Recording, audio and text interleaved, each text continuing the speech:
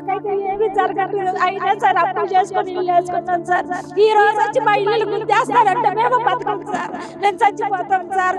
మేము రైలు పట్టాల పైన ఈ రోడ్డు మీద అయినా సరే. ఓట్ల ఎలక్షన్ వచ్చినప్పుడల్లా వస్తున్నారు, ఓట్లు అడుగుతున్నారు, వాడు గెలుస్తున్నారు, 2 కాళ్ళు పైకెత్తి కూర్చుని పోతున్నారు. ఇక్కడున్న ప్రజల సంగతి ఏంటి? ఇప్పుడు వచ్చి మేము తీసేస్తాము చెందుతాం అంటే అది కరెక్టేనా సార్? ఇంటి పన్ను కట్టుకున్నాం, కరెంట్ బిల్లు కట్టుకున్నాం, అన్ని కట్టుకున్నాం. ఇక్కడ వేస్తా, ఇక్కడ నుంచే మొదలైంది రణరంగం. వాళ్ళు ఉంటావా మేము ఉంటావా? మీ ఇంటి పేరు వేసుకోండి, మీ డోర్ నెంబర్ వేసుకోండి, మీ స్థలం 30 గజాలా 40 గజాలా అని కొలుసుకొని డోర్కి వెళ్ళి రాసుకొని రండి, మేము ఏదో ఒకటి చేస్తామన్నారు. అసలు సుజనా చౌదరి గారు గెలిచిన తర్వాత ఒక్కసారి మా సమస్య ఏంటని వచ్చారా? వాళ్ళ ఆఫీస్ కాడికి వెళ్తే మేము వెయిటింగ్ చేయాలా? వాళ్ళ ఓట్లు అవసరం మా ఈది కుక్కలా తిరిగారా? మా పిల్లల్ని అందరినీ రోడ్డు మీద కొనుక్కోబెడతాం.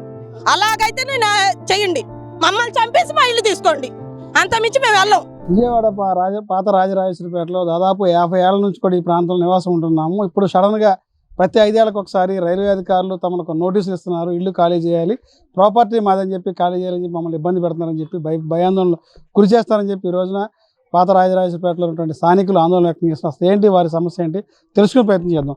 అమ్మా, ఏంటి అసలు మీ సమస్య ఏంటి? ఈ ప్రాంతంలో మీరు ఎప్పటి నుంచి నివాసం ఉంటున్నారమ్మా? ఎన్ని ఇళ్ళు ఉన్నాయి ఇట్లా ఇక్కడ? మా అమ్మ వాళ్ళ దగ్గర నుంచి ఇక్కడే నివాసం అండి. ఆ తర్వాత మేము కూడా ఇక్కడే నివాసం ఉంటున్నాము. ఇప్పుడు మా పిల్లలు కూడా స్కూల్స్కి ఇక్కడ నుంచే వెళ్తున్నారు. దాదాపు 3 జనరేషన్స్ మేము ఇక్కడే ఉంటున్నాము. ఈ సమస్య ఇప్పటి నుంచి కాదండి, ముందు డెవలప్మెంట్ లేనప్పుడు రైల్వే వాళ్ళు కానీ రాజకీయ నాయకులు కానీ ఎవరు పట్టించుకోలేదు. స్లోగా మా సొంత ఫస్ట్ మీరు ఇక్కడ ఇల్లు వేసుకున్నప్పుడు మీ ఫాదర్ వాళ్ళు కానీ ఎలా ఉండేది ఈ పరిస్థితి ఇక్కడ? ఇప్పుడు ఎలా ఉంది? ఇప్పుడు ఏంటి మీరు? మాకు అసలు రోడ్లు ఉండేవి కాదండి, బురద, ముళ్ళ కంపలు. మేము స్కూల్కి వెళ్ళడానికి వర్షాకాలం వస్తే మేము రైల్వే ట్రాక్ మీద నుంచి బ్రిడ్జ్ వరకు నడుచుకుంటూ వెళ్ళే వాళ్ళమండి. ఈ దారి కూడా అంత దారుణంగా ఉండేది. ఇవన్నీ తట్టుకొని, పాముల్ని తట్టుకొని, వరదల్ని తట్టుకొని 3 సార్లు వరదలు వచ్చినాయండి. మా సర్టిఫికెట్లు కానీ మా చిన్ననాటి జ్ఞాపకాలు కానీ ఏమీ లేవు. ఆ వరదల్లో అన్నీ కొట్టుకొని పోయినాయి. అయినా కూడా ఈ ఇళ్లలో మేము ఏమీ లేక, మా అమ్మ వాళ్ళకి స్తోమత లేక, వేరే చోట అద్దులు కట్టుకోవడానికి కూడా స్తోమత లేక ఇక్కడ పూరిళ్లలో మా అమ్మ వాళ్ళు కాపురాలు చేశారు. తర్వాత మెల్లమెల్లగా డెవలప్మెంట్ అయిన తర్వాత రాజకీయ నాయకులు ఇదొక ఓటర్ బ్యాంక్గా చూసుకొని ఇక్కడ ఓట్లు వస్తాయి, వీళ్ళని నమ్మించవచ్చు అన్న ఇదితో మాకు ఇంటి పట్టాలు ఇస్తామని చెప్పి ప్రతి 5 ఏళ్లకి ఏ పార్టీ అయినా సరే మాకు ఇంటి పట్టా హామీలే ఇచ్చారండి. ఇక్కడ నుంచి తొలగిపోతారు మీరు, ఇవి రైల్వే స్థలాలు అని మమ్మల్ని వాళ్ళు ఇది చేయకుండా మీకు ఈ ఇళ్ళకి పట్టాలు ఇప్పిస్తాము, మీరు ఇక్కడే ఉందరు కానీ అని చెప్పే మాకు ఇక్కడ హామీ ఇస్తే మేము ఇక్కడ పక్కా గృహాలు నిర్మించుకున్నాం. మా ఏదైతే కష్టార్జితం ఉందో ఈ గృహాల మీద మేము పెట్టుకున్నాం. ఇప్పుడు ఇది మాకు ఆస్తిపరంగా కాదండి, మాకు ఉనికి కూడా ఇదే. ఇది లేకపోతే మేము లేనట్టే, మేము ఉన్నా కూడా మేము బతకలేము ఇక్కడ నుంచి వెళ్తే. అదొకటి. ఇంకోటి ఏంటంటే, మాకు పోయినసారి 2019లో జగన్మోహన్ రెడ్డి గారు ఫస్ట్ సీఎంగా సంతకం పెట్టారు. దేని మీద? ఈ ల్యాండ్ స్వాపింగ్ మీద పెట్టారు. రైల్వే వాళ్ళకి వేరే ల్యాండ్ ఇచ్చేస్తామని. 5 ఏళ్ళు వాళ్ళు గడిచిపోయిందండి. ఆ ఫస్ట్ సారి ముట్టుకున్నారు, వాళ్ళు స్టార్ట్ చేశారు ప్రాబ్లమ్ సాల్వ్ చేద్దామని. అది అక్కడితోనే ఆగిపోయినాయి. వాళ్ళు దిగిపోయే వరకు కూడా ఆ సమస్యను పూర్తి చేయలేదు. తర్వాత ఎంపీ చిన్ని గారు వచ్చారు, మేము పూర్తి చేస్తాము, ఈనాడు పత్రికలకి అప్పుడు కూడా మీడియా వాళ్ళ అందరికీ చెప్పారు, మేము ఒక్క ఇంటిని కూడా పోనివ్వమని. ఆయన వచ్చి వెళ్ళి కూడా 1.5 సంవత్సరం అయిందండి. మళ్ళీ రైల్వే నోటీసులు తప్ప ఈ సమస్యకి పరిష్కారం అంటూ దొరకట్లేదు.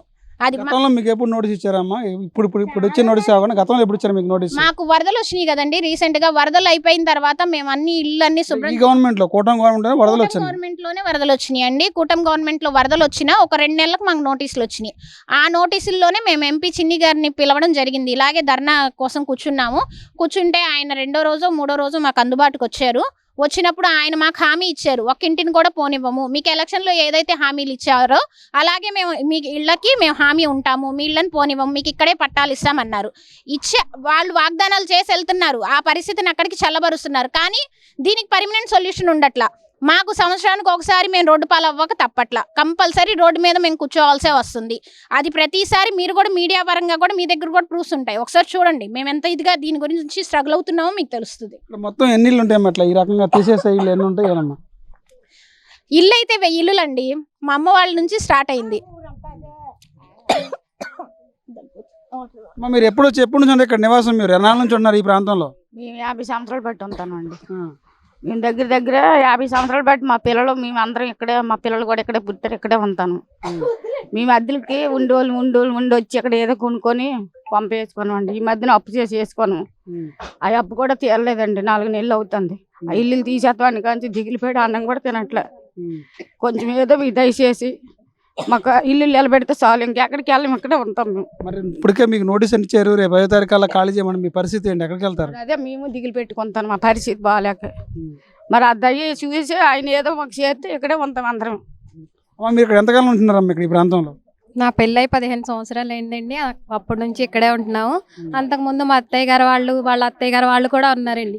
30 సంవత్సరాలు పైబడి నుంచి ఇక్కడ నివాసం ఉంటున్నామండి మేము పిల్లలతోని.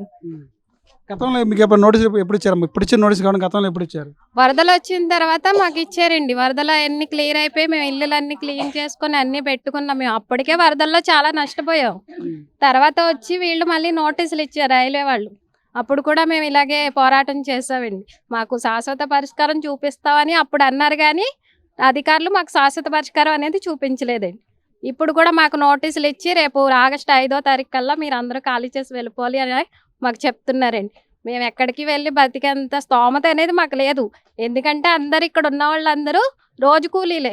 ఏ రోజు పనికి వెళ్తే ఆ రోజే తెచ్చుకొని జీవితం గడుపుకుంటారు అంతే. మరి ఈ సమస్య మీద మీ స్థానిక ఎమ్మెల్యే గారికి ఏమైనా చెప్పడం జరిగింది? మీ ప్రాంత వాసులు అంతా వెళ్ళి చెప్తున్నారండి, అందరూ చెప్తున్నామండి. ఈరోజు వచ్చారు కూడాని. మరి పరిష్కారం అనేది మాకు చూపిస్తారని మేము కోరుకుంటున్నాం. మేము చాలా మంది ఇక్కడ ఇంతకు ముందుసారి కూడా వెళ్ళాము, అధికారులు వచ్చారు, మేము ఆపుతామని చెప్పారు, మీకు పరిష్కారం అనేది చూపిస్తామన్నారు. సరే అని మాకు ఆపుతామన్నారు కదా అని మేము వచ్చేసాము. తర్వాత మళ్ళీ 1 ఇయర్ తర్వాత మళ్ళీ మాకు నోటీసులు అనేది వాళ్ళు ఇవ్వడం జరిగిందండి. పెద్దమ్మ, ఏంటి ఎప్పటి నుంచి ఉంటున్నారు మీరు ఈ ప్రాంతంలో? దగ్గర దగ్గర ఒక 45 సంవత్సరాలు పెట్టాను. చిన్న పిల్ల కాంచి ఇక్కడే ఉంటున్నాం. అప్పుడు మేము వెళ్తే రోడ్లు లేవు, లైట్లు లేవు, అసలు ఏమీ లేవు అసలు. అయినా సరే తాటేకి ఇల్లండి మేము అసలు అని ఎంతో కూలి పనులు చేసుకొని అవి చేసుకొని ఏదో కట్టుకున్నాం పిల్లలతోటి. అంటే ఏ రోజుకి ఆ రోజు కూలి తెచ్చుకొని బతికిన వాళ్ళం మేము. మాకంటూ వెనకాల ఆస్తులు అంతస్తులు ఏమి లేవు. ఆ పూటలో ఇంటి అద్దె కట్టుకోలేక ఆ ఇంట్లోనే అలాగ ఉంటున్నాం. ఏదో తినకో ఏదో చిన్న రేకుల షెడ్ వేసుకున్నాం. అప్పుడు వచ్చినప్పుడు ప్రతిసారి కూడా ఎలక్షన్ వచ్చిన ప్రతి టైంలో కూడా వారు నోటీస్ ఇచ్చి మీరు ఖాళీ చేయండి అంటే ఎక్కడికి వెళ్తాం అని ఉన్న ఇల్లు చేసుకొని ఉన్న అప్పులు చేసుకొని ఇప్పుడున్నా కూడా అప్పులు కూడా తీరలేదు అసలు అని. అలా తినక అలాగ అప్పులు తీర్చుకొని వస్తున్నాం. ఇప్పుడు అర్జెంటుగా వెళ్ళిపోవాలంటే మేము ఎటు పిల్లలతో ఎటు వెళ్ళగలుగుతాం అసలు అని. అదే అండి. 5వ తారీఖు కల్లా ఖాళీ చేయమంటారు, పరిస్థితి ఎటు వెళ్తారు? ఎటు వెళ్ళలేని పరిస్థితి అండి. రోడ్ల మీద కూర్చోవడం తప్ప మాకు వెళ్ళే పరిస్థితి లేదు. మరి ఎంపీ గారు ఎమ్మెల్యే గారు దయ ఉంచి మా మీద దయ ఉంచి పేద ప్రజలకు న్యాయం చేస్తానని టీవీలో చెప్తున్నారు, అన్నింటిలో చెప్తున్నారు. మేము న్యాయం చేస్తామని ప్రజలను కాపాడుతానంటున్నారు. మరి దయ ఉంచి వాళ్ళకి పేరు అందరికీ నమస్కారం చేస్తున్నాం. మరి దయ ఉంచి మాకు పరిష్కారం చూపించాలి. ఇప్పుడు మరి 5వ తారీఖు కల్లా మరి ఇల్లు ఖాళీ చేసి వెళ్ళిపోవాలి, సామాను కూడా తీయకూడదు అని అంటున్నారు. మరి మేము ఎక్కడికి వెళ్ళాలి, ఏం చేయాలని దయించి మరి వాళ్ళకి మనం చేసుకుంటున్నాం. మాకు శాశ్వత పరిష్కారం చూపించి మమ్మల్ని నిలబెట్టాలని మేము కోరుకుంటున్నాం. ఈ సమస్య మీద ఎమ్మెల్యే గారు దృష్టికి తీసుకెళ్ళారమ్మా మీరు ఏమన్నా? మాకు నోటీసులు వచ్చిన రోజే ఒక 30 మంది వెళ్ళారండి ఎమ్మెల్యే ఆఫీస్కి. వెళ్తే అక్కడ ఆయన అందుబాటులో లేరు. వాళ్ళ పిఏ గారికి ఇంటిమేషన్ ఇచ్చాము.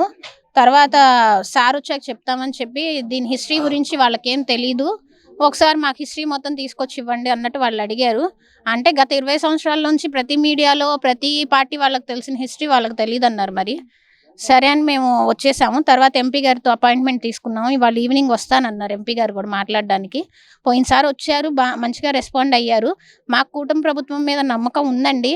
వాళ్ళే చేయగలరు. ఎందుకంటే సెంట్రల్లో స్టేట్లో రెండిట్లో ఉన్నారు. ఈ టీడీపీ ప్రభుత్వం వచ్చిన కాడి నుంచి పేదల్ని ఇది చేస్తుంది అది చేస్తుంది అన్న అపోహ తొలగిపోవాలంటే మమ్మల్ని ఇక్కడ పట్టాలు ఇచ్చి మమ్మల్ని నిలబెట్టాలండి. అది ఈసారి టీడీపీ గవర్నమెంట్ మాకు కావాలి డెవలప్మెంట్ అనే మేము తెచ్చుకున్నాం. యూత్ అందరం కలిసే తెచ్చుకున్నాం.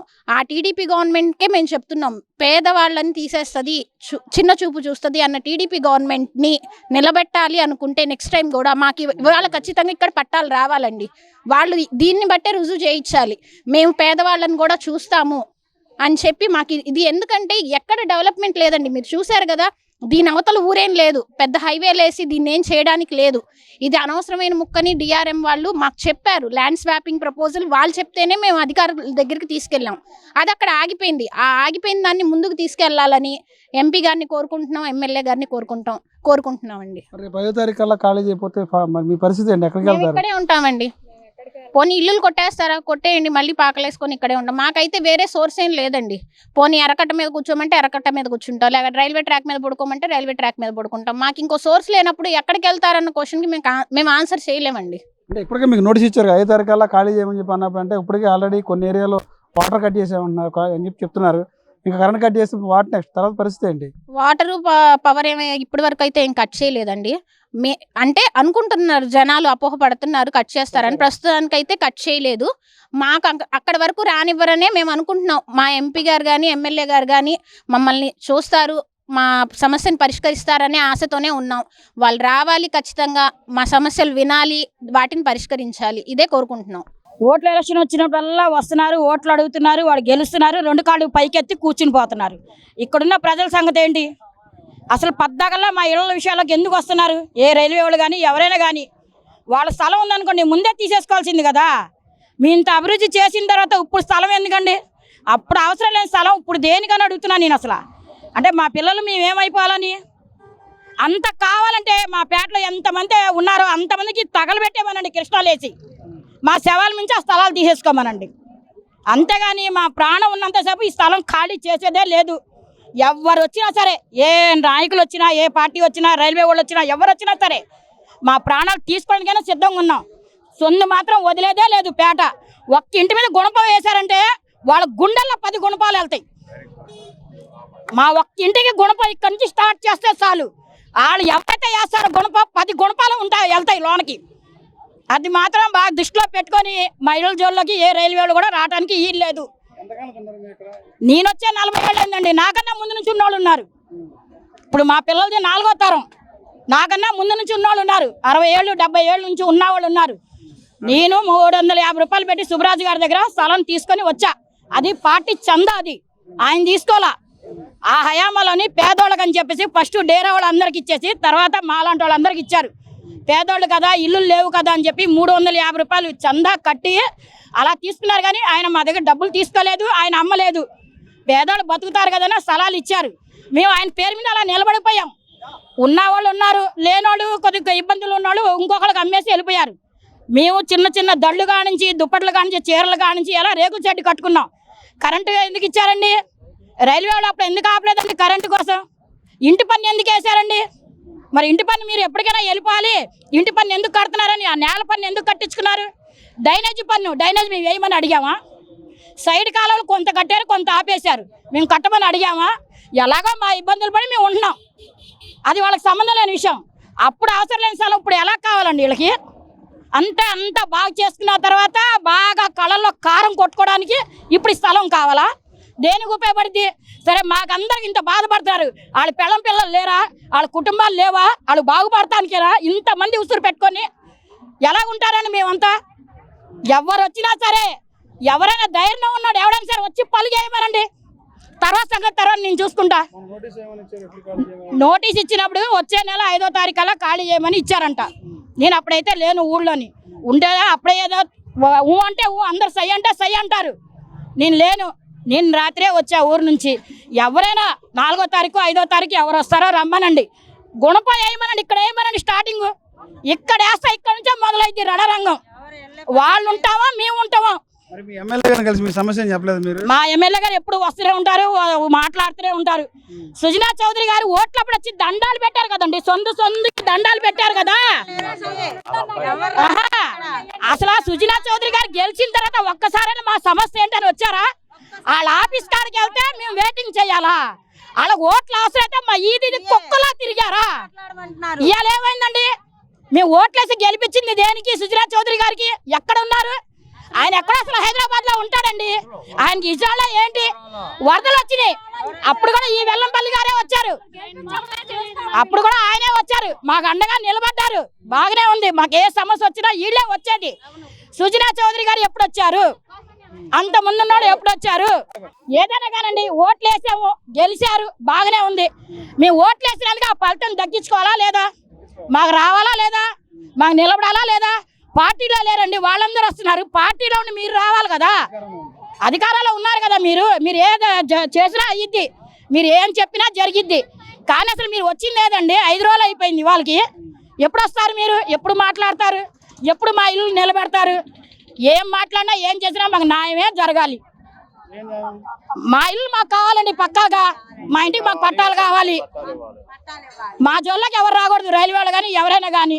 మా ఇంటికి పక్కాగా మాకు పట్టాలు కావాలి.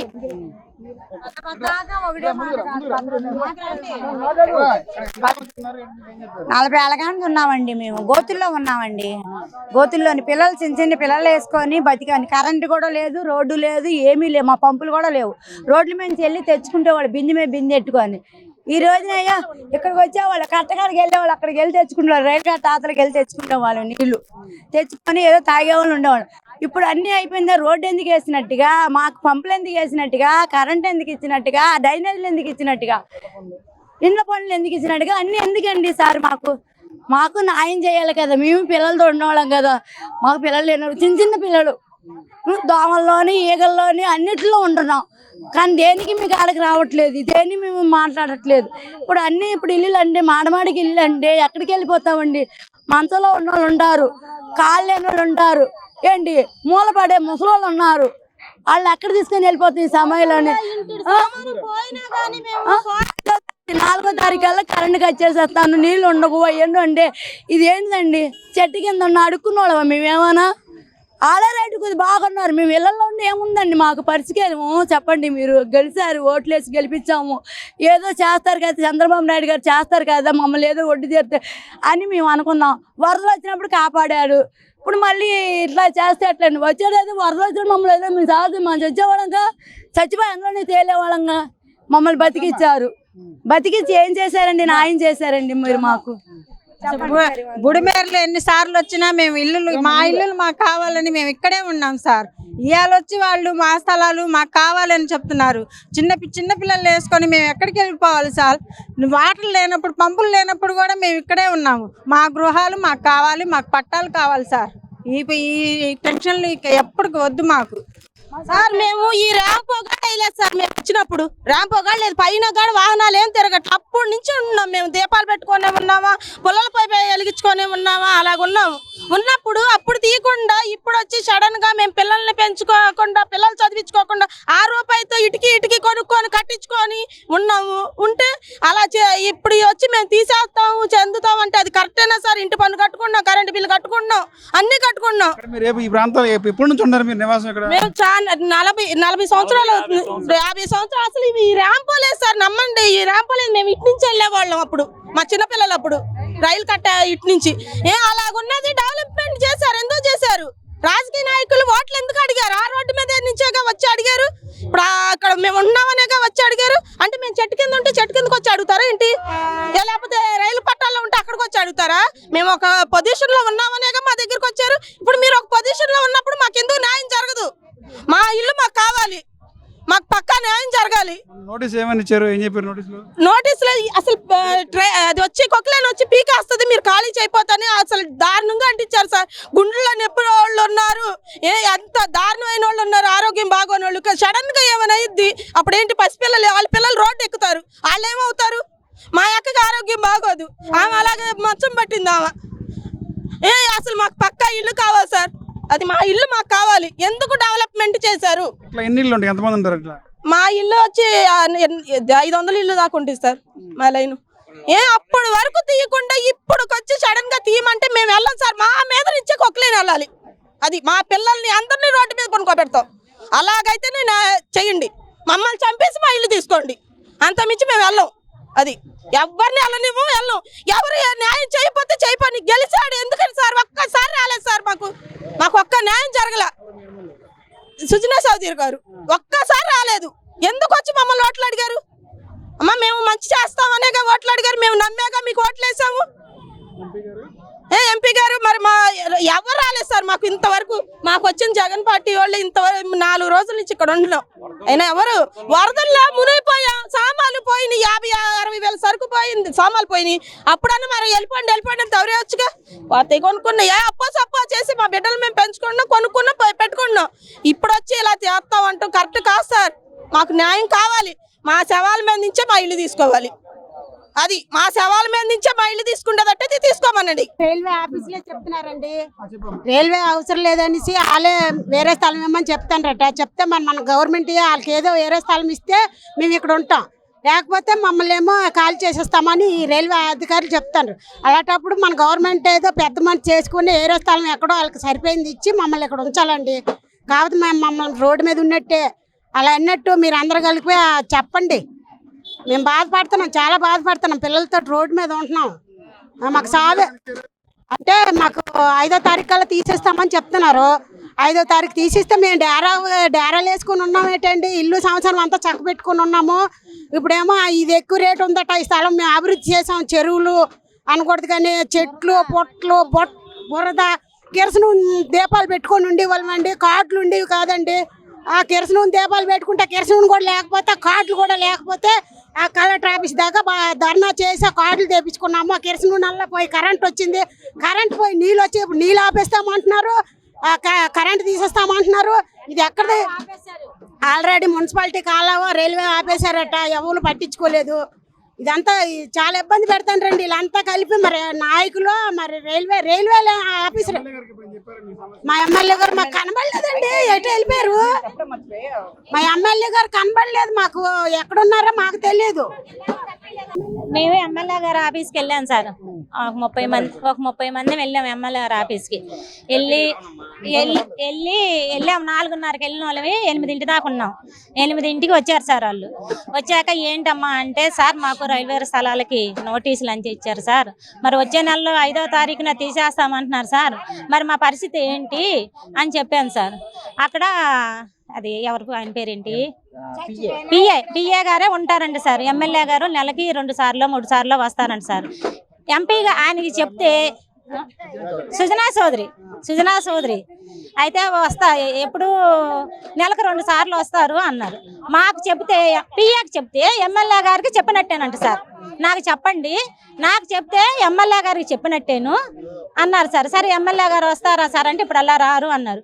అయితే మీ ఇల్లు తీసేదేను, డోర్కి నెంబర్ వేసుకొని రండి, మీ స్థలాలు ఎంతో కొలుచుకు రండి, మీ ఇంటి పేరు వేసుకోండి, మీ డోర్ నెంబర్ వేసుకోండి, మీ స్థలం 30 గజాలా 40 గజాలా అని కొలుసుకొని డోర్కి వెళ్ళి రాసుకొని రండి, మేము ఏదో ఒకటి చేస్తామన్నారు. మాకు అలా వద్దు సార్, మా ఇల్లు మాకే కావాలి, మేమైతే ఎక్కడికి వెళ్ళము, మేము 35 సంవత్సరాల నుంచి ఉంటున్నాము, అయినా మేము ఎమ్మెల్యే గారితో మాట్లాడాలనుకుంటున్నాం సార్.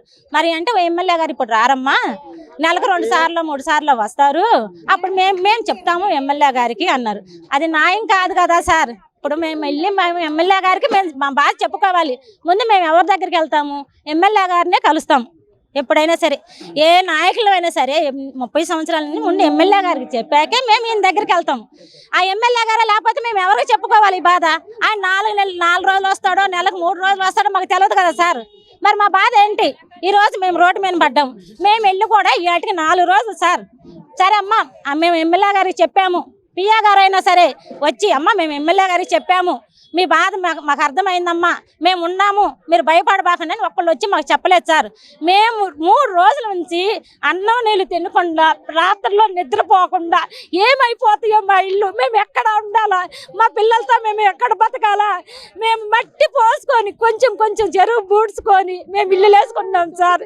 కానీ ఈ రోజు వచ్చి నాయకులు చేస్తున్నారో తెలియదు సార్, ఎవరు చేస్తున్నా కానీ మా మీద ఖచ్చితంగా చేస్తున్నారు సార్.